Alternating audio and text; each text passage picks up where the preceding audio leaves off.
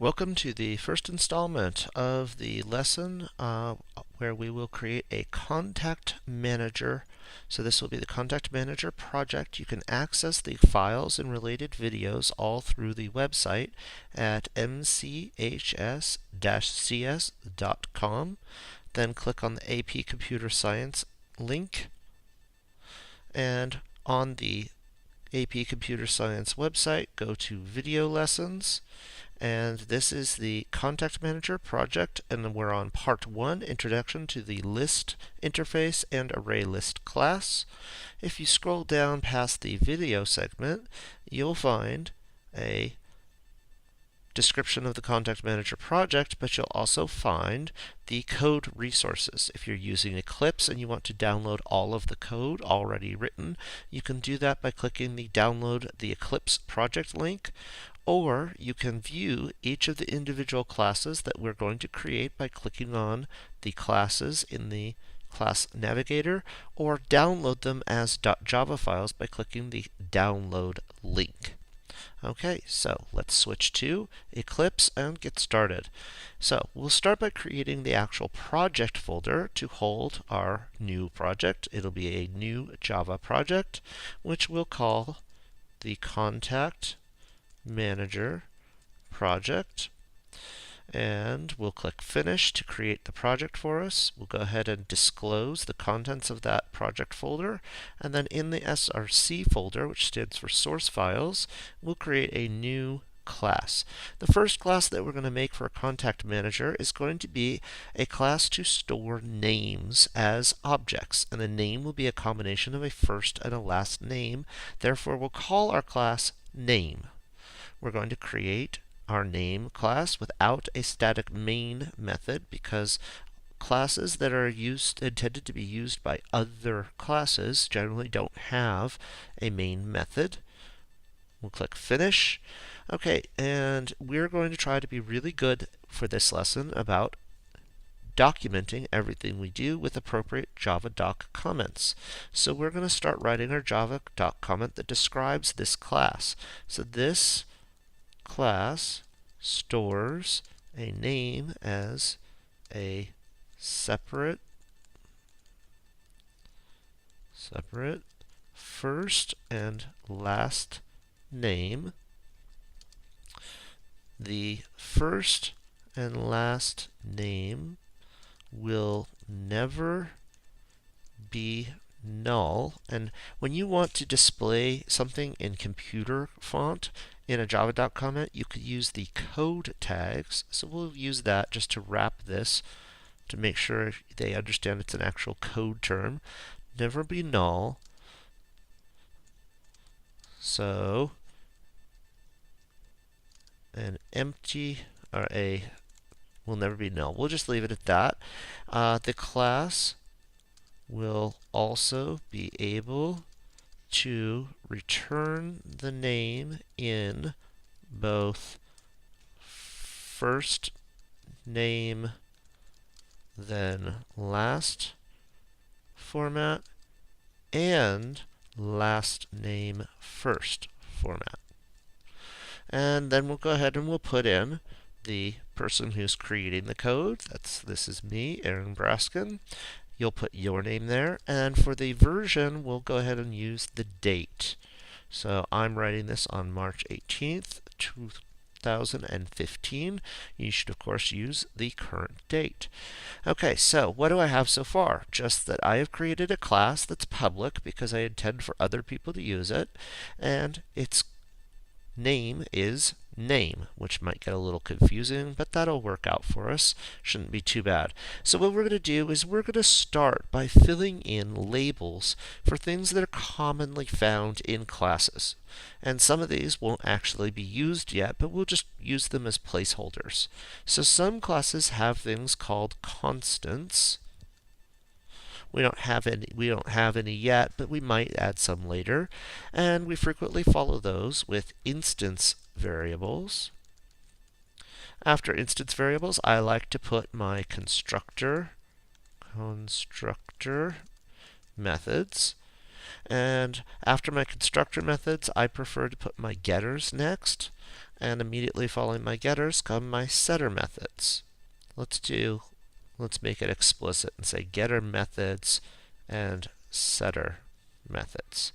Okay, so these are sort of the sections. Now keep in mind these could be in any order, and Java doesn't require that you organize them this way. You can mix your constants in with your instance variables, which could be sprinkled in with your getters and setters. It could all be jumbled up in a great big salad, and Java is just fine with that. If you enforce any kind of organization here, it's really to help you as the programmer. So which of these categories are the first categories that we can start filling in? Well, if we're going to have a name that's going to have a first name and a last name, we're going to want to create an instance variable to store each of those. And it makes sense for those to be strings. When we're making instance variables, especially in AP Computer Science, we always use the keyword private, followed by the type, which is going to be string, and then the name of the variable. So I'm going to create one for my first name, and I'm going to create another private instance variable called last to store my last name. Okay, so what's next? Well, I'd like to make a constructor that initializes these, because notice right now these have not been initialized with any value. And the job of a constructor is to, among other things, get your object completely ready for use. Well, in this case, ready for use should be that first and last have some value. And right here in the description, I said that they'll never be null. Well, if I'm going to hold up to that statement that I made in my Java comment, then I need to write code to make that happen. Now remember, a constructor is always public, and then it always shares the same name as that of the class, which in this case is, ironically, name. And we're going to write a default constructor. Remember, a default constructor doesn't have any parameters, and thus there's no values given to this constructor. So what value should first take on? Well, we said it should never be null, so therefore we're going to make it an empty string. Now notice, an empty string is a string that has 0 length. There's no characters in here, but it's not null. It does exist. I can use methods like .equals and .length to find out about it, but it simply doesn't have any characters stored in it. And then I'm going to do the same thing for last. Okay, now, as I said, we're going to try and be really good about putting java.comments in. So what kind of java.comment do we put in for this constructor? Well, we're going to say the default constructor initializes both first and last to be an empty string. Now notice what I've done here. I've done a java.comment, but unlike most java.comments like the one up here, I've written it as one line. And this is just a very compressed form. When you're writing a simple java.comment, when you don't have parameters and you don't have return values, you can often use this. Sometimes even when you do have a return value, you can still use a one-liner to save yourself some time and space. Okay, so that's my default constructor. Now what I want to do is actually have a constructor where I give it a first and a last name. So again, I'm going to make it public name, only this time I'm going to give it some parameters. I'm going to give it a set first name and a string set last name that will let me set both the first and last name of my new name object. Now, it's an important concept in computer science and object-oriented programming that when you have parameters that you're using to control instance variables, one of the reasons we make these private is so that we can control access to them and prevent other programmers from doing something we don't want them to do. One of the things I said was that these instance variables should never be null. They should always have some value. So I'm going to want to check to make sure that set first is actually there, that it has a value. And I can do that by writing an if statement that says if set first is not equal to null, then I'm going to set first as being equal to set first. And what am I going to do if it's not null? Well, then I could write else, and I could say first is equal to an empty string. And in this way, I know that first will have a valid value that is not null, no matter what. Now, is there a shorter way that I could accomplish the same thing? Well, sure there is. I could do it as a two-step process. First, I could say last is equal to set last, and then I can check to see if last is actually not null now. So I'm going to say if last is equal to null. So now instead of checking to see if it's not null, I'm checking to see if it is null. And if it is null, I'm going to change it to be an empty string. So here what I've chosen to do is set last, or make last equal to set last, then check to see if that results in last being null. And if it is, instead make it an empty string. So I've slightly changed the structure. And there's about 5 different ways we could have rewritten the same set of statements here to accomplish our goal. But they all result in the same thing, which is that first and last are never null in our code. So now we're going to write our constructor here that says this constructor sets first and last equal to the parameter values if they are not, I'm going to use my code tag again, null, and makes them empty strings if makes each an empty string if its respective parameter is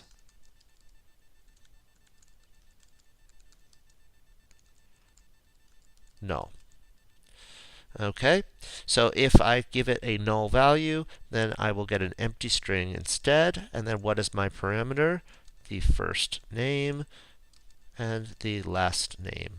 Those parameters are pretty self-descriptive, so I probably could have gotten away without that, but fill it in anyway. All right, so there is my constructor. Now I'm ready to go on. I'm going to put some blank spaces here to allow my code to scroll up in the window a little bit. So now I'm ready to go on and maybe write some of my getter methods. Well, what's my first getter method going to be? It's going to be a method that returns my first name. So it's going to be a public. What's the type of data that first represents? It represents a string, so I'm going to put string. And then I'm going to say get first. And all I'm going to do is return first. Well, that makes it very simple, and now I can write my java.comment. My java.comment is simply going to say at return the first name.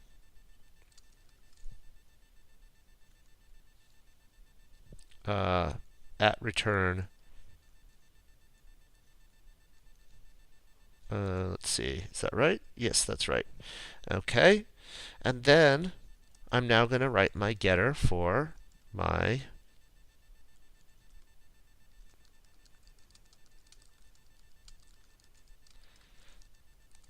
last name.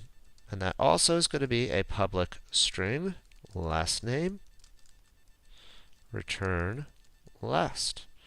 And there we go. I've got very short java.comments, but they are written, and I've now made it possible to return both my first and my last.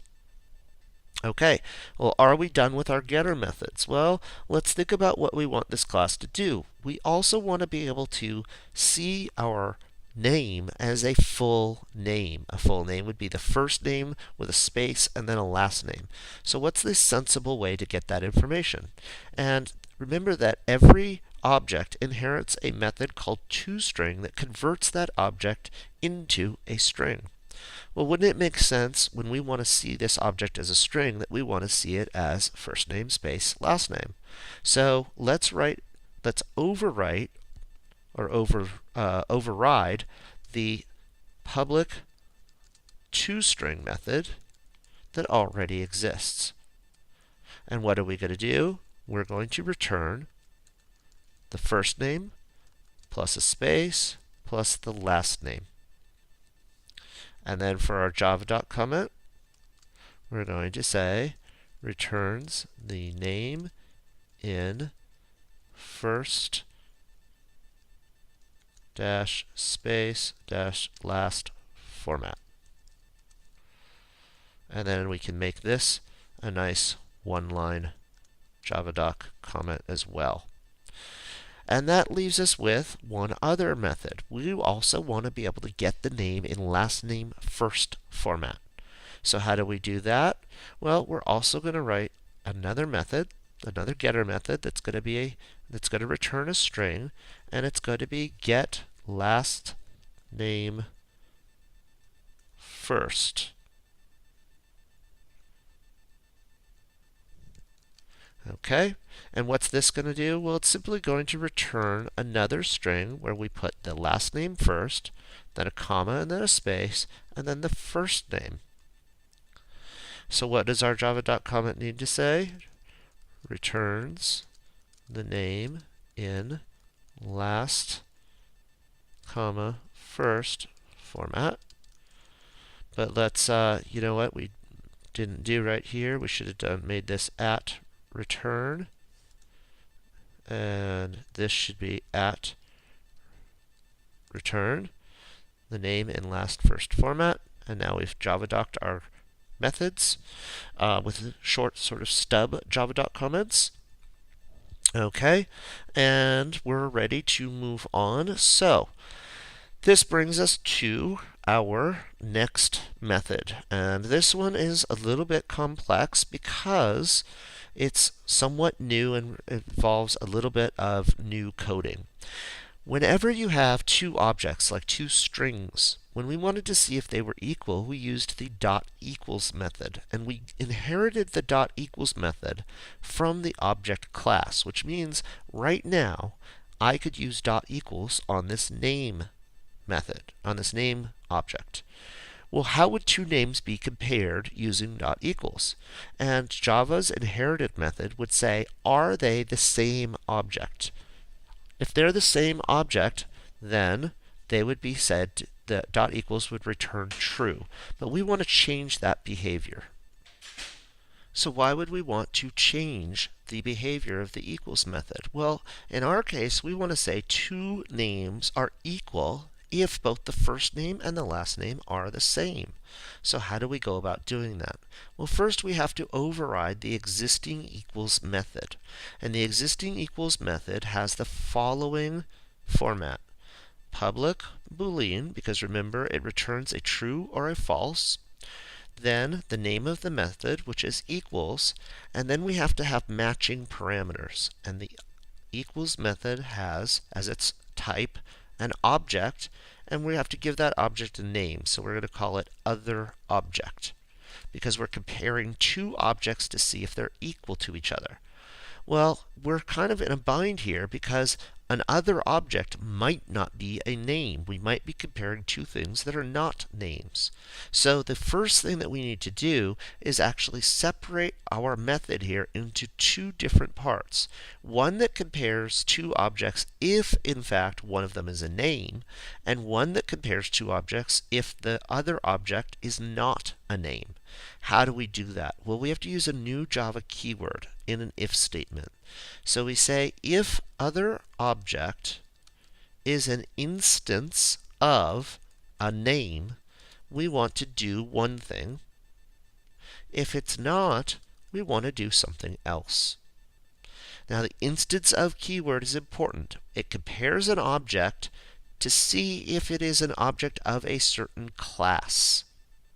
So if other object turns out to be a name, this part of the code will be executed. If it turns out not to be a name, this part of the code will be executed.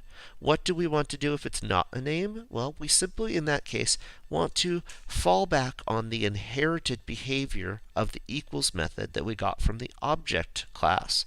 How do we do that? We call super.equals, with other object as our parameter. In other words, we just pass the work on up the chain. If the other object isn't a name, it's none of our business. We're just going to do what we would otherwise do. If it is a name, though, then we have to do a little work. And the first thing we want to do is to be able to treat this object as a name object within this little bit of code. We need to cast it into the form of a name object. So let's quickly review what it looks like when we cast something. If I have a variable declared as an integer, but I have a method that returns a double value, how do I convert that double value into an integer? Well, I simply, put the type I want it to be in parentheses. It casts this value into this type. So what does that look like if I do the same thing for an object? Well, I want it to be a name, and then I'm going to give it a more descriptive name, so I'm going to call it other name. And I don't want it to be an int, I want it to be a name object. And which thing am I trying to cast? I'm trying to cast my other object into becoming a name. Okay, now that I've got two names, I've got myself and I've got this other name, how do I determine if they're equal? Well, if they have the same first name and the same last name, then they're equal. So I'm going to say if first dot equals other name dot get first, then I could say that they're equal. Except I just realized I've made a mistake up here. Up here in the string last name, I called my method last name. It should be get last. So let's fix that. Okay, well, that will compare the first names, but I also want to make sure that the last names are the same. So I'm going to say also if last equals other name dot get last, then I'm going to return true. In all other cases, I'm going to return false. Well, if I'm returning true when this expression is true, and I'm returning false when this expression is false, I may as well just return the result of this whole expression, and then I don't need my if structure at all.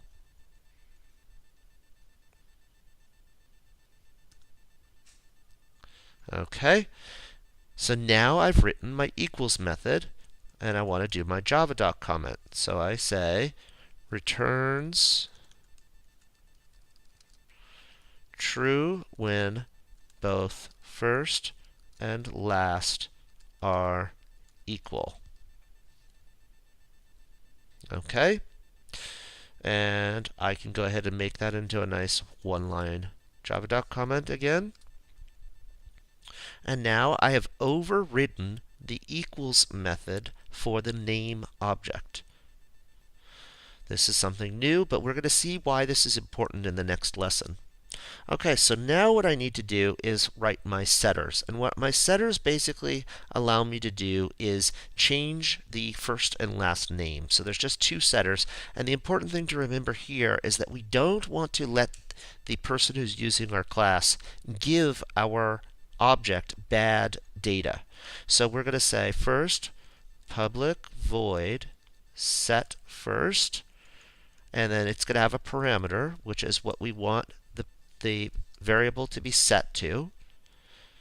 And then we're going to say first we're going to make sure that this is a legal value, meaning it's not null. So I'm going to say if set first is not equal to null, then what am I going to do?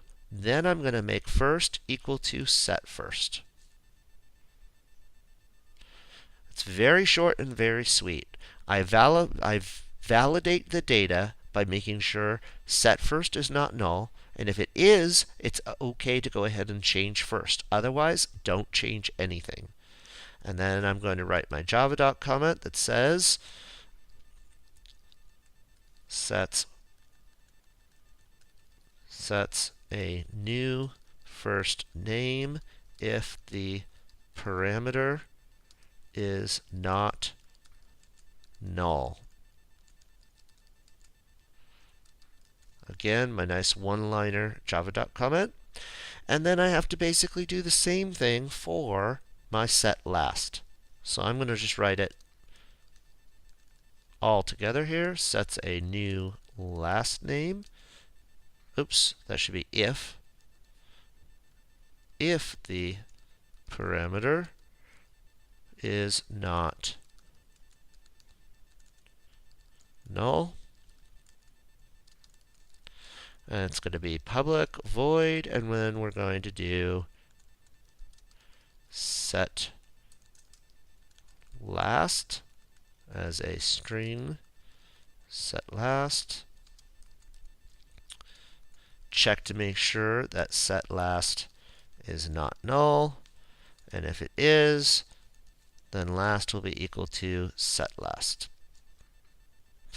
And those are my two setters to get us started. Now we're going to be adding some more code to this in the next section, but this will be enough for us to write our runner class, which we'll do in the next lesson.